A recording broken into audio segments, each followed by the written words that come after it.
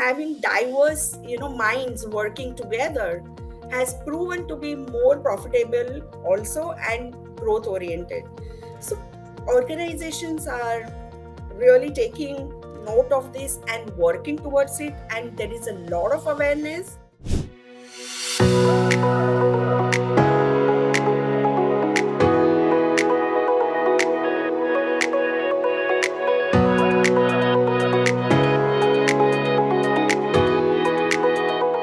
Hello and welcome to this episode of FaceTime with Leaders, presented by Directors Institute, World Council of Directors. I'm Sunny Benchuri, and today we are privileged to be joined by a distinguished professional, Ms. Sadhana Sheth. Ms. Sheth is a visionary leader whose career has been marked by exceptional contributions across various sectors.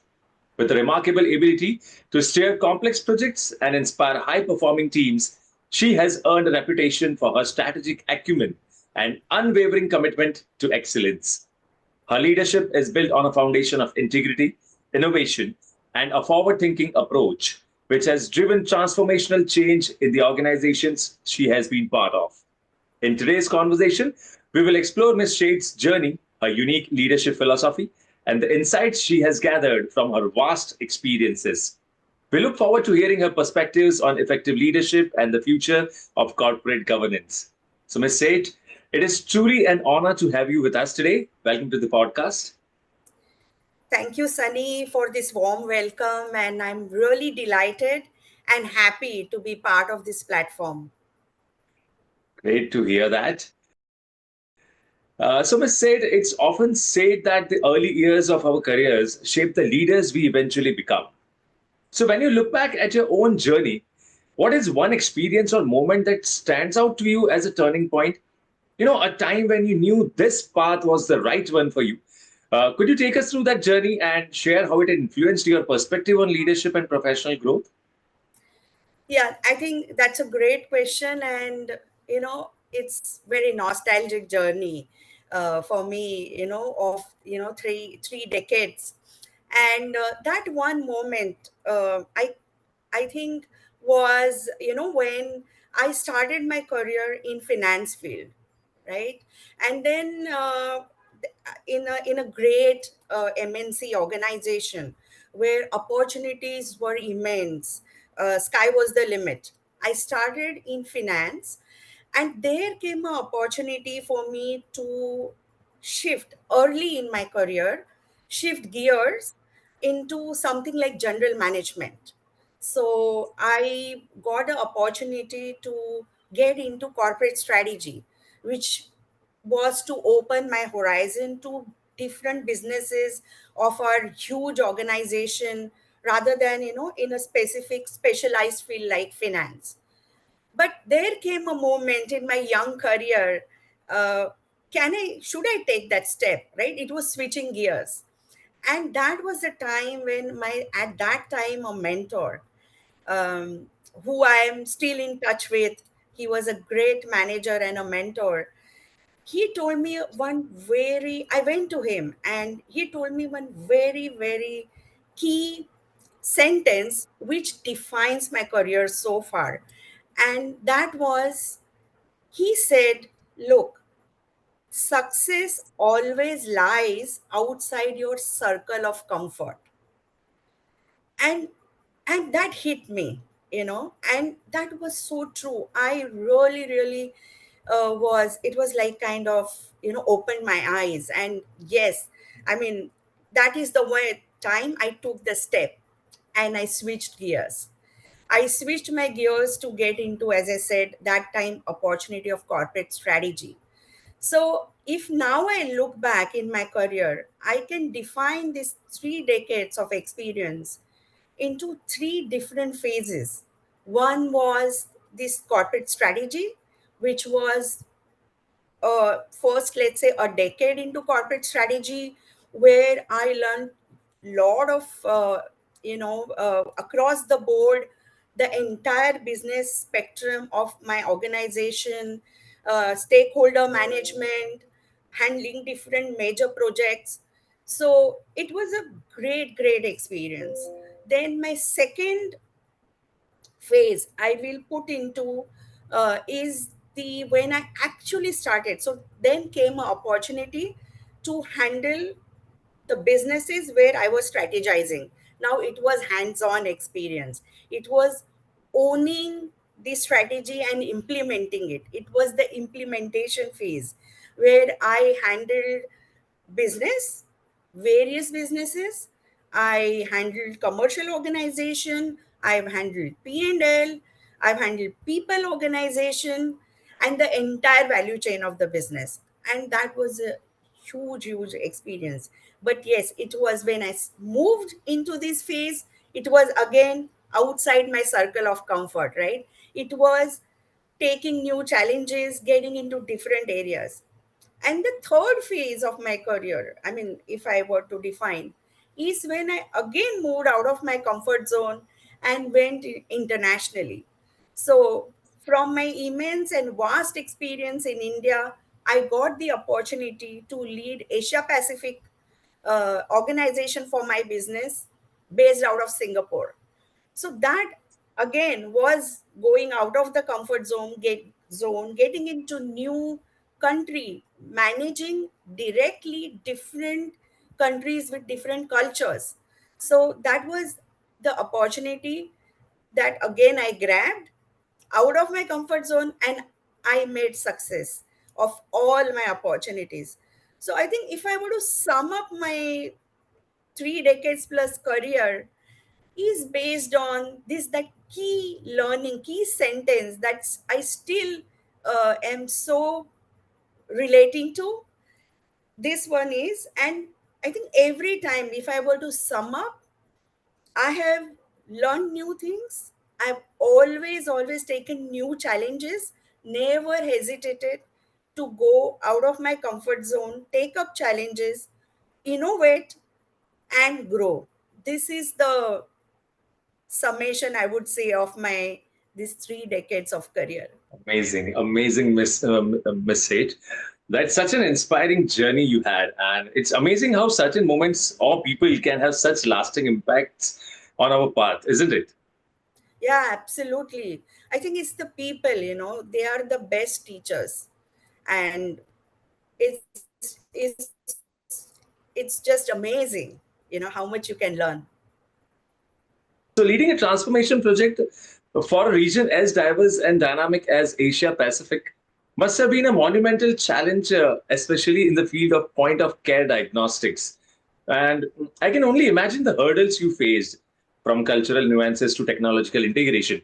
So, as you look back on this journey, could you share the most pivotal moments that not only shaped the direction of the project, but also gave you a deeper understanding of leadership and innovation? Yeah, absolutely. I mean, this is really very fresh in my mind, as it is the very recent experience, I would say. So if you look at Asia Pacific, right, as a region, it is 60% of world's population, that is around 4.3 billion, stays and lives in Asia Pacific. So it is huge as a region, as a geography, extremely important, as well as very diverse and very culturally diverse countries. So right from very well developed, matured economies, you like Japan, Korea, Australia, New Zealand, to the emerging markets, the emerging countries like ASEAN countries, whether it's Indonesia, Malaysia, Thailand, Vietnam. So this is, and then you have two giants, one manufacturing legend of the world, China, and you have IT superpower of world, India. So this is the region that we are talking about, right?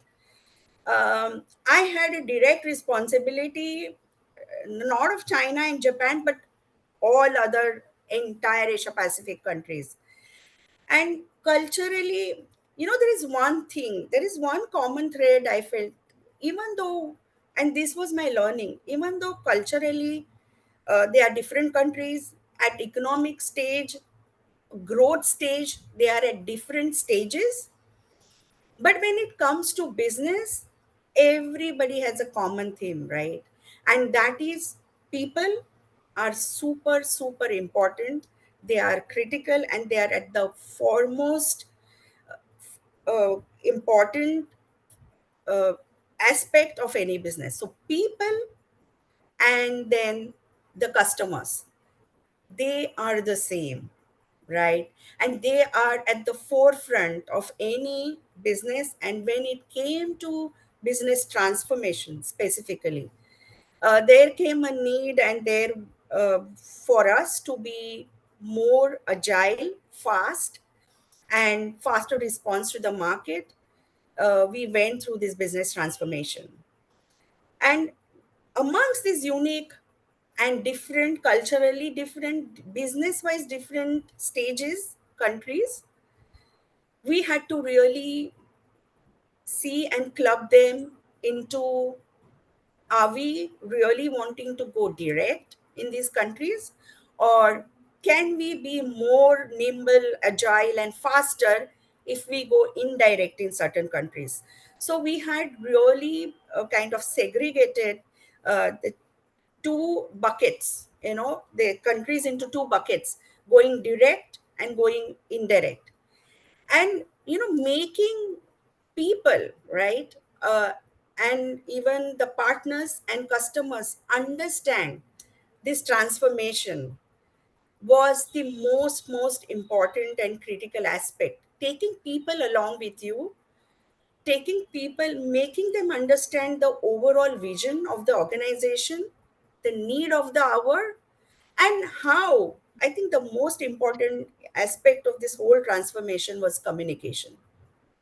So, communicating the vision, the plan, the project, and implementation at every stage, involving all stakeholders together in that decision making and a communication process, making them understand and feel the part of this transformation project. Because there was one very, very clear underlying sentence that I would like to say, that we went along this transformation journey, that we do not want to change just for sake of changing. So it was not just because it's a transformation project, now we have to change everything. So I think how we made people own this project themselves, right, and be part of this transformation journey, was being very communicative, making them understand why this is needed, and making them part of this project plan, making them part of this implementation plan. So this is what we really did, and it was very, very smooth that way. A process where we went very direct, hired people, invested more.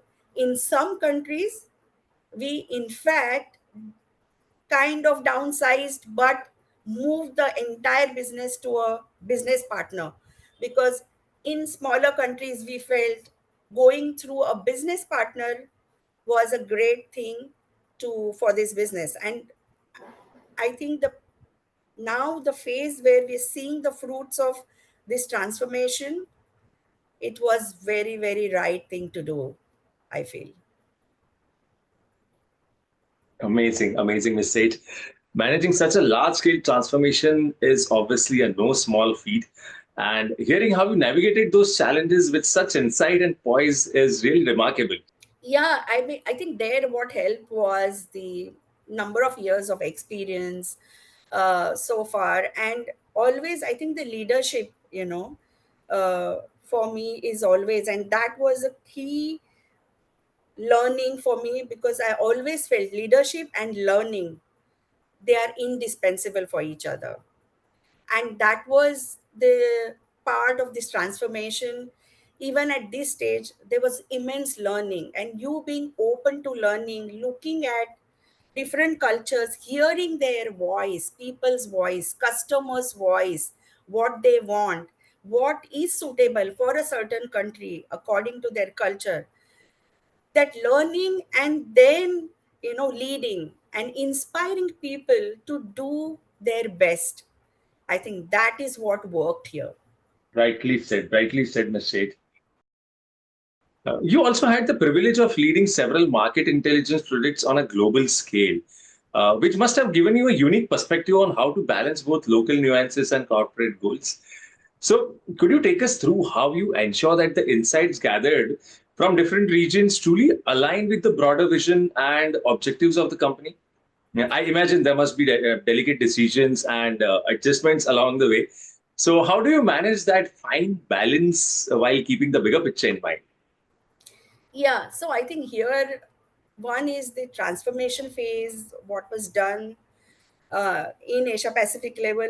I can give you one example from there, but there are even other phases, in my career where this was a constant, kind of topic that I've handled, because in a MNC organizations, there is always a matrix, there is always a headquarter, then there is a regional organization. So it's constant to balance, the corporate vision and what is needed for your region or your country.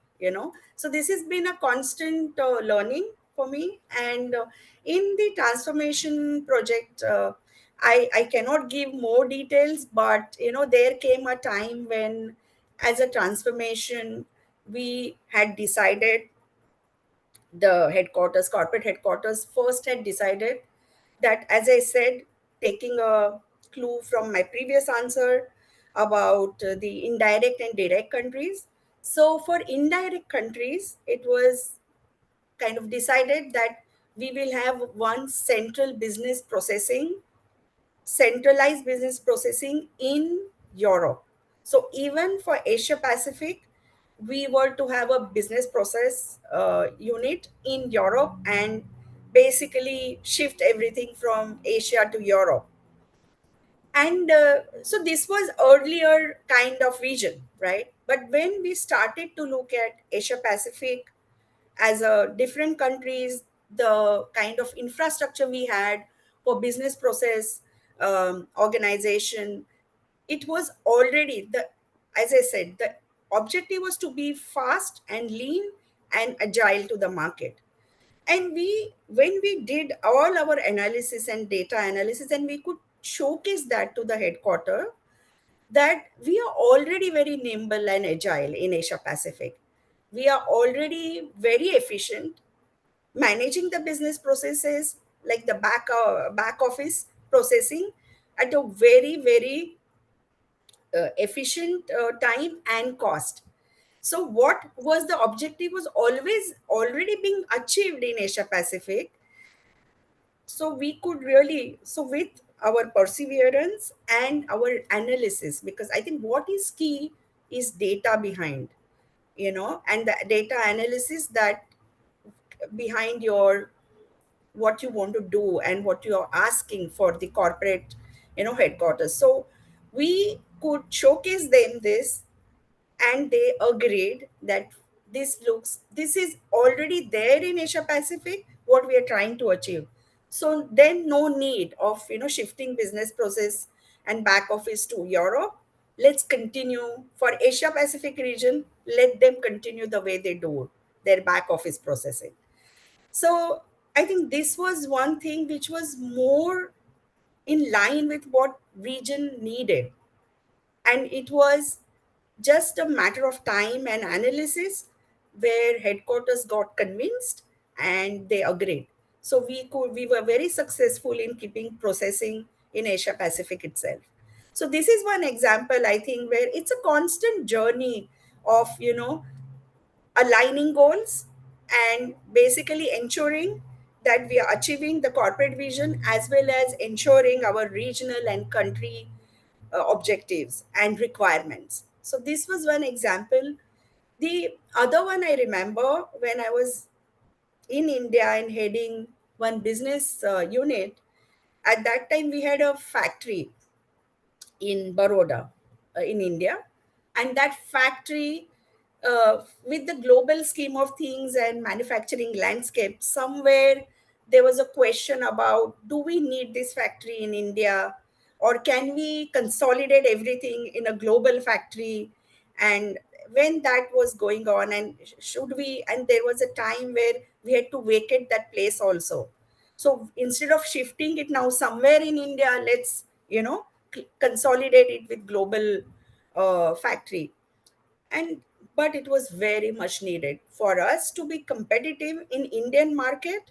It it was better that we get this manufacturing in India, so that we are competitive in a very price sensitive market like India, as well as we keep the skills that we have here, the expertise we have. And for global also, we could convince them that it's India having a factory in a low cost country like India is how beneficial for global, and how they can get some products to India and make it more competitive themselves. And this was again a very much of a success story. It was a tussle to really keep this factory alive in India and really continue. And but we were again very successful in convincing them, and currently we it's very thriving factory in India. So yes, it's been a constant part of the professional journey, where you to align goals and combine goals and work towards combined vision of the organization. Absolutely, absolutely, Ms. Seth. And it's clear that balancing local and global perspectives require not only strategic thinking, but also an emotional intelligence to bring teams together across cultures. Oh, yes, yes. And that's what I'm saying, that, people, teams are the most important, part of this whole professional success or a leadership journey. And you have to really, it's a constant engagement, engaging people, engaging them to the bigger scheme of things. I think that's the key: engagement and communication. Right, absolutely, absolutely, right. So, Ms. Seth, driving business transformation often demands walking a fine line between delivering quick wins and staying committed to long term strategic goals. So, with your extensive experience, how do you approach this balancing act, ensuring that immediate business needs are also met without compromising the broader vision of the company? And how do you personally navigate the pressures that come with aligning these priorities?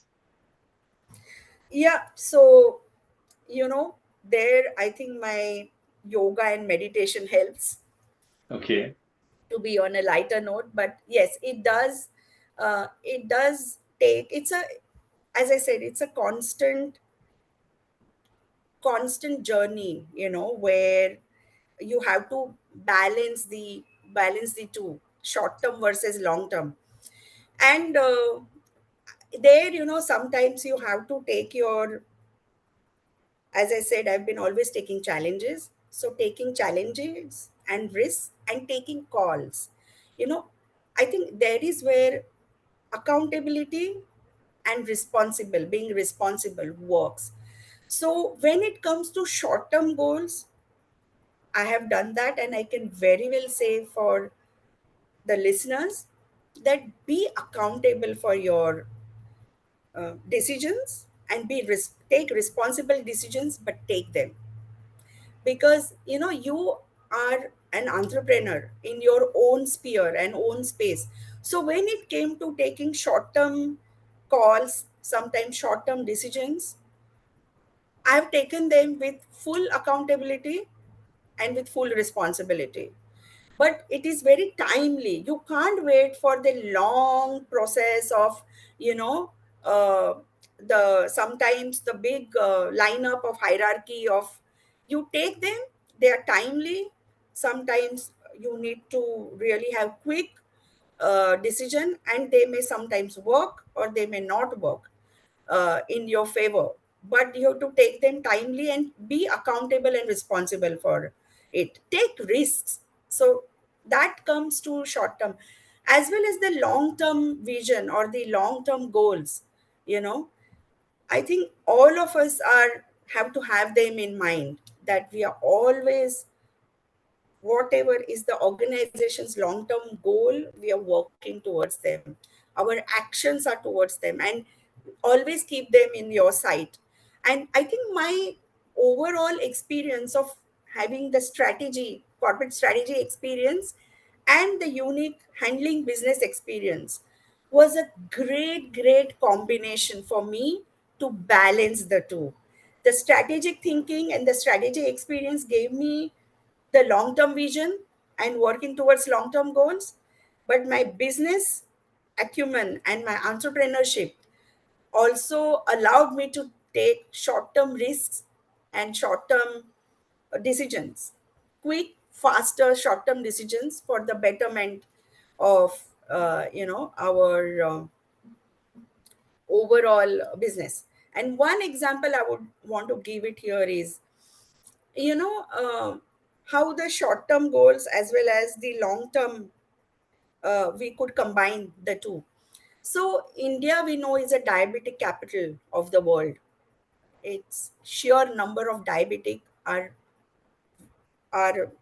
the recorded ones at 20 million, but we know that there are many people who don't even know they have a diabetes. Right. But our portfolio, we felt that we do not have a competitive diabetes product. We have had globally, but that product was not competitive for a market like India.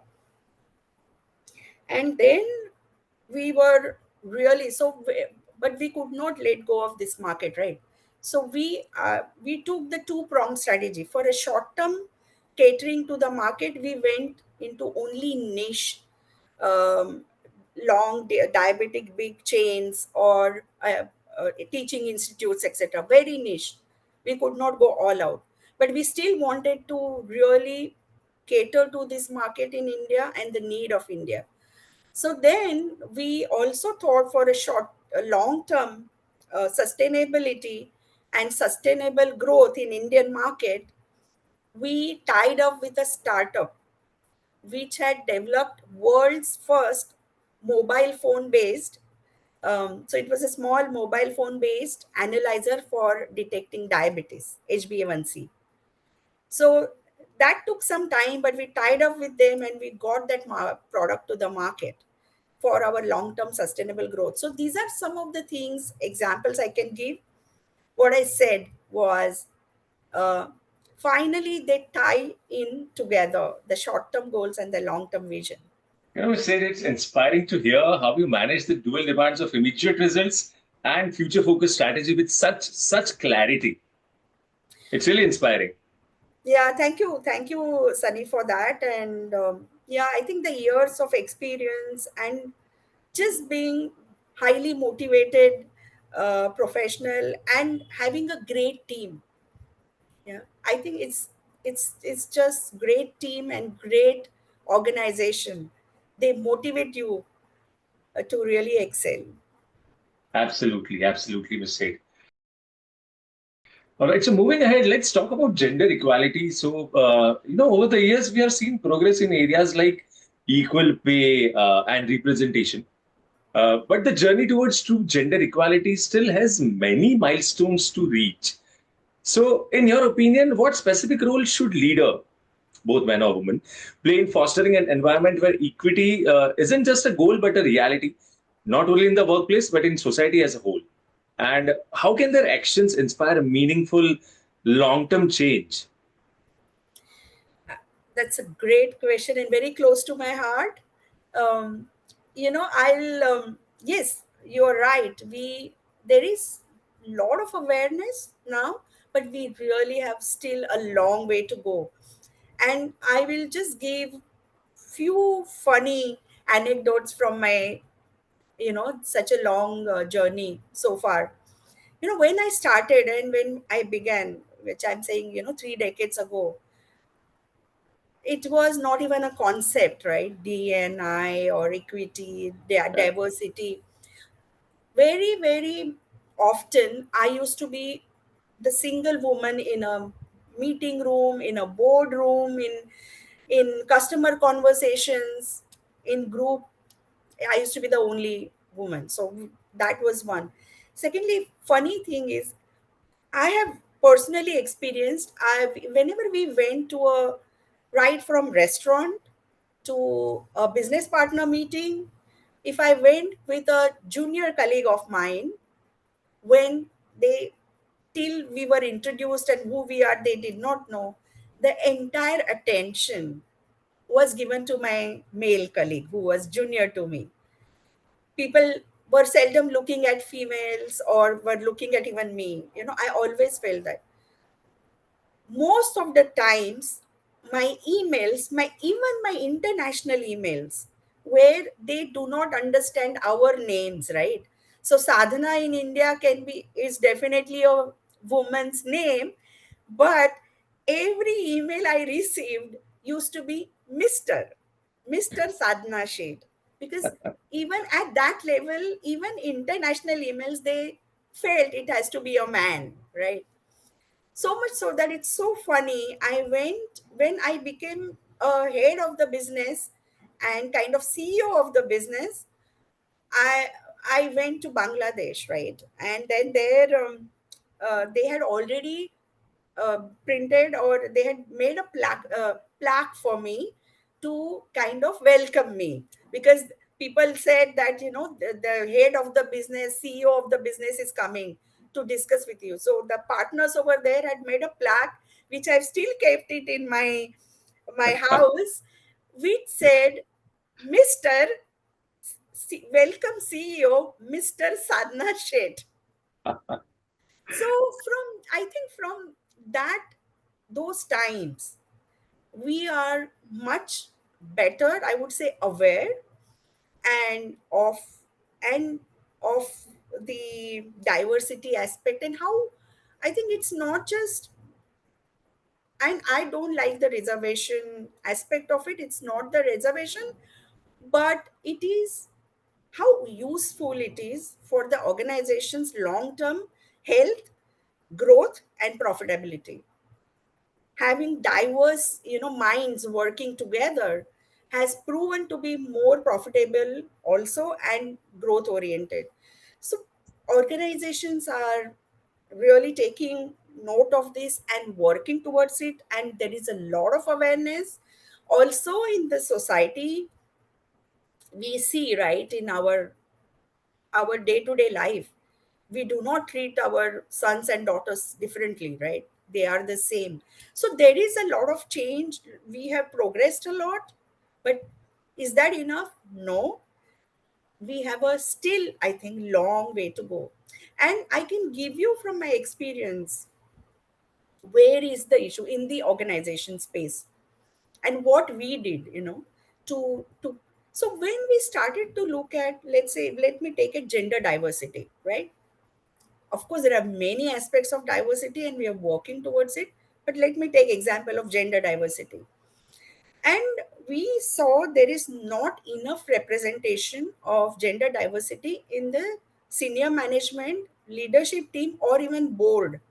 And we started to look at what is the reason, and the statistics and data came out, and the analysis was that we lose the talent, the gender talent, the female talent, or a woman talent in first 7 years of their journey, their corporate journey. And that 7 years, why? Because they basically have to take care of their family. So when they get into family mode, this is where we lose them somehow. So we hire them and we lose them in first 7 years, and that is how we don't see enough representation in senior management and the leadership teams.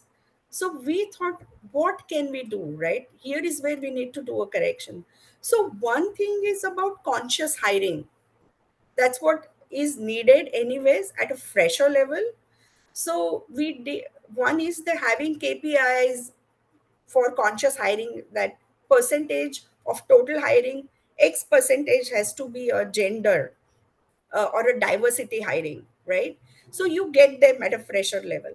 The second step is, how can we support these diversity colleagues when they need us the most in this first 7 years, when they are married and now they're getting into family, they're having kids. So things like having providing them infrastructure facilities like creche, in the working environment. They can get their new kids and their young ones when they need them in the with them, and keep them in the workplace, creche, etc. So these are some of the things. How can we give them a job rotation, right? When they have to balance the two, how can we give them more, let's say, a desk job in that phase, and they come back, and it's magically, once their needs are catered to, they, first of all, we are able to retain them, and once their family needs get little bit more settled, they come back in a very, very, very aggressive way into their career. So it's just the phase that organizations have to manage. And then, so I think overall I would put it as three things that one can do. One is spreading awareness and training on being sensitive, being aware about the diversity, equity, inclusion aspect. What are they? How beneficial are they? Again, making people own this topic, right? And getting them into their DNA. So, training and spreading awareness. Second is policies and infrastructure, because having suitable policies to retain this talent, right, and giving them infrastructure to really thrive, I think these are the two things that we have looked at. And the third thing is communication. Communicate. So this is, I think, where we this is from my experience where we are. And it's a really real good time spot, and I would encourage, inspire all my diversity colleagues to really take advantage of that, because when I grew up, nothing of this was there. Even the maternity leave was for 82 days only, 82 working days. Now we have by law 6 months. So things are changing, and make the most of it. Absolutely, absolutely, Miss Said. And it's incredible to hear how leaders like you can champion equity, and your emphasis on actionable change truly resonates. Oh yes, yeah. I think it's a change management, and it's not very easy, right? Change management is not easy, but it is required to stay relevant. I think today, to stay relevant, whether in business or in personal space or for the societies, this is the need of the hour. Absolutely, absolutely. All right, so let's move ahead, and you have accomplished so much already. So, looking ahead, what are some of the key aspirations that excite you the most? And how do you envision your role evolving in the future, both professionally and in terms of impact, you want to make? Yeah, so I definitely want to be continue to be leading and inspiring. So to be part of a great team and to contribute immensely to the organization or to the society at large is what gets me going. That's what motivates me. So definitely I will continue to lead and continue to inspire great minds, great teams, great organizations, and the society. And also, along with that, I want to now contribute to the larger horizons and larger areas. Like, so far, my experience, the immense, vast experience of 3 decades, I feel now I'm ready and I can be part of the other organizations, boards. So that's what, motivates me and inspires me to get into independent directorship. Also, not only for India, but also looking at my international experience, also be part of the international directors, independent directors journey. So this is what I'm really looking forward to now, to spread the knowledge and experience, to contribute even more and more from my current organizations to the different and new organizations from the new countries, new geographies, and new industries. So this is what I'm really looking forward to. And also, this is the great journey I'm really interested in, and it really motivates me to now broaden my horizon and really look at, you know, contributing also to the society. So it's not just the professional experience that I now want to really give, but I also want to give to the industry and to the organization, but also want to give it to the society, want to do something for young girls, want to do something for um, you know the from the healthcare space, basically, because uh, this is my experience. I feel we have a, in a country like India, or there are many countries in the world where healthcare hasn't reached all, right? And it's, there is no awareness of some even very, very critical illnesses, but there is no awareness. So work something with the society to spread awareness, and work in a healthcare space, to give it to the society. Amazing, amazing, Ms. Sheth. And thank you for sharing your vision for the future with us. Thank you. And yeah, I'm looking forward to it. Great. Yes, yes, yes. And all the success. Wish you the success. Okay, so Ms. Sheth, you have had the privilege of being actively involved in key industry associations and government networks, giving you a unique perspective on the broader landscape. So, with policy and regulatory shifts continuously evolving, especially around corporate governance and ESG initiatives, how do you foresee these changes shaping the future of businesses in our region?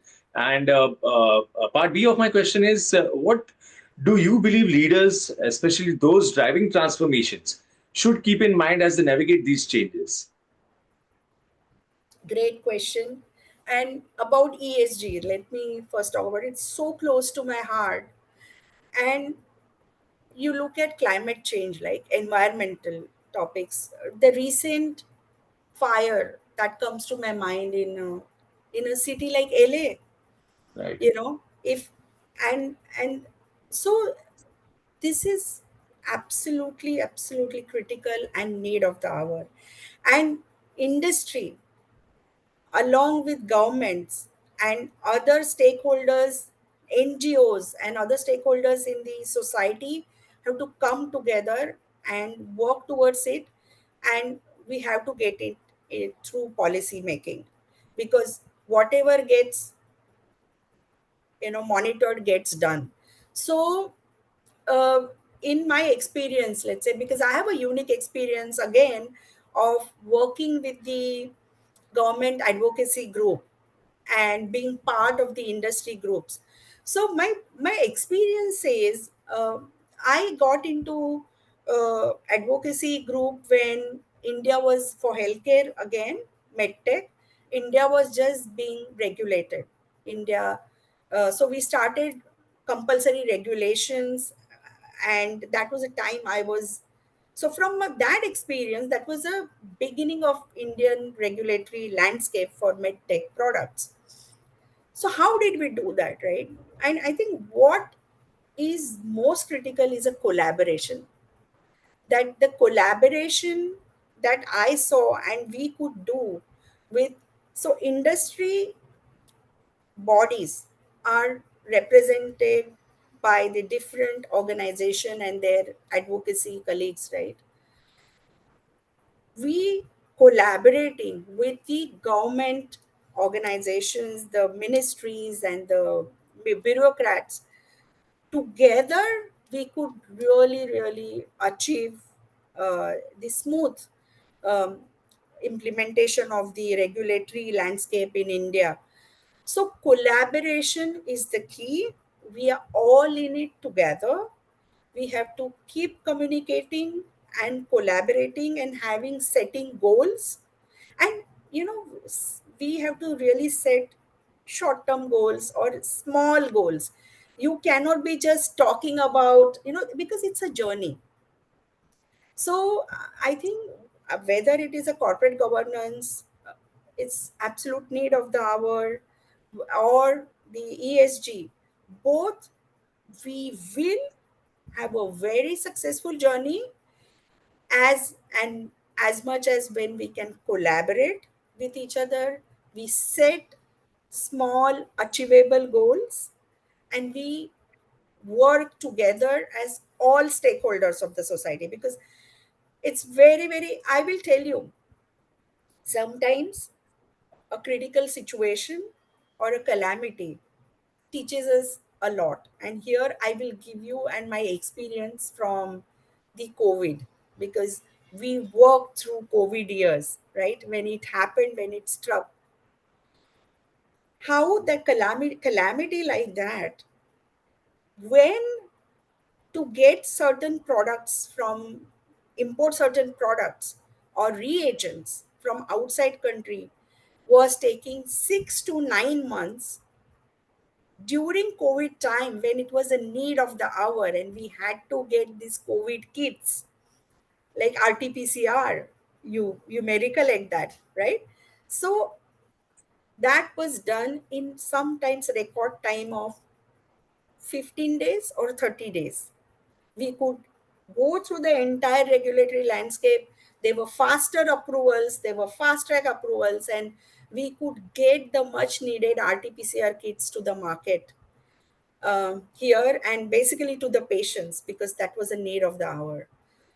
So I think with that experience, if you ask me whether climate change, is that a kind of urgency, if not calamity? Yes, it's an urgency, right? So I think if we can work together, and that's what the industry does and will do, we collaborate, we work together, we put our heads together, represent well, and work together with the NGOs and the bureaucrats and the ministries and the government segment, we will be successful, and we are there. There is no way that we will not have achieve our ESG goals or our corporate governance roles. And sometimes it's also what works. One is the sense of urgency, as I said, we saw from COVID. The other one, what helps is the government also. There are some governments internationally, like from my experience, I can say a country like Australia, for example, they are now their corporate, their basically government tenders or government jobs tenders come with certain ESG requirements. So if you fulfill, are you fulfilling those? Are your products sustainable? Are your products environment friendly and sustainable? Or your business processes, are they ESG compliant? If they are, you have to prove it to them, and then only you become eligible for those contracts. So these things are happening already, and I think it's really right. It's at the cusp of getting this even larger attention, and we getting these goals together. Absolutely. And it's fascinating to know how closely leadership has to align with evolving policies to not just stay compliant, but to lead transformation in the right direction. Yeah, absolutely. Because I mean, transformation is a change, and a change or a change management is not a easy step. But this is where your leadership metal, your leading by example, you really carrying it on your shoulders and working with your teams. I think that's what matters. Rightly said, Ms. Sheth. All right, so that brings us to the last question of the podcast, and here it is. let me ask you, being part of Directors Institute must have provided you with valuable insights into corporate governance and leadership. So, how has your experience with the Institute influenced your approach to decision making and strategic leadership in your professional journey? So currently, I'm basically new in this journey with Directors Institute, and I'm just beginning to be part of this larger, as I said, larger horizon and a big exposure. I think what is interesting with Directors Institute is the networking opportunity to and to really look outside world, people and professionals from different industries, different organizations, um, sharing each other's best practices, each other's experiences, learning from each other, and also most importantly the holistic approach or a development that I feel that I will get from being connected with Directors Institute. Because why I'm saying holistic, it's not just um, being the independent director and what comes along with it, the qualifications. So again, opportunity to study again at this stage and give exams, that's what excites me. And be qualified to be an independent director. But the approach is holistic. It's not just about the law, it's not about the corporate law or the corporate governance, but the entire aspect of corporate governance, like digital, being a digital director, being ESG aware and knowledgeable and compliant. It's being your finance acumen, it's your social responsibility, it's your building your brand in itself, right? So it's a very very holistic approach to, I feel, at this stage of my life where I'm at the cusp of now my, I would say, the next phase. I talked about three phases. Now the next phase, and at that, when I was at the cusp, I got a right partner in Directors Institute and what I'm doing so far with them. So I'm really excited and looking forward to the next phase in my career. Fascinating, fascinating. And it's incredible how those insights can shape leadership in such a dynamic way. That is it for today, for this episode. But thank you so much, Ms. Seth, for sharing your incredible insights with us today. It's been a privilege to hear about your journey, the challenges you have overcome, and your invaluable perspective on leadership and corporate governance. So, as we wrap up, I'm sure our viewers are walking away with not only a deeper understanding of the professional world, but also a greater sense of what it takes to lead with purpose and vision. Okay, so we at Directors Institute wish you all the best in your future endeavors, Ms. Shade, and I'm sure you will continue to inspire and drive change wherever you go. So thank you again for being with us on this episode of FaceTime with Leaders. We look forward to staying connected and hearing about all your upcoming successes. Thank you for having me here. I really enjoyed talking to you, Sunny. Thank you. Great to hear that. And so, to all our viewers, thank you for tuning in. Stay curious, keep leading, and we will see you next time on FaceTime with Leaders. Thank you so much. Have a nice time.